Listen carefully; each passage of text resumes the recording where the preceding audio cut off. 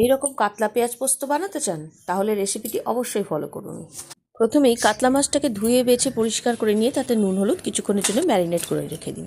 একটা বড় মাপের পেঁয়াজ ও কিছুটা কাঁচা লঙ্কা লম্বা করে ছিঁড়ে নিন এবং বেশ কিছুটা পোস্ত বেটে নিন। এবার কড়াইতে বেশ অনেকটা সর্ষের তেল ভালো করে গরম করে মাছগুলোকে ছাঁকা তেলে লাল লাল করে ভেজে নিন। অবশ্য অনেকেই বলবেন কাতলা পোস্ত তার সঙ্গে আবার পেঁয়াজ। কথা দিচ্ছি বন্ধুরা, রেসিপিটি অবশ্যই একবার ট্রাই করে দেখুন, আঙুল চেটে পুটে খাবেন। এবার মাছ ভাজার তেলেই কুচানো পেঁয়াজটাকে দিয়ে অল্প সামান্য ভেজে নেব, খুব বেশি ভাজা করব না।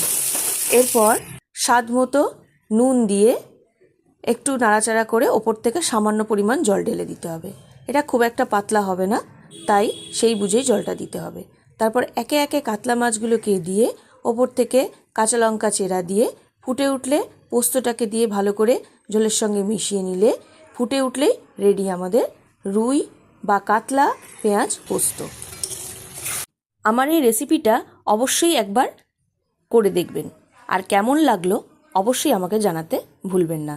যদি আমার এই রেসিপিটি একটুও ভালো লেগে থাকে তাহলে একটা লাইক কমেন্ট শেয়ার করতে ভুলবেন না। Thank you.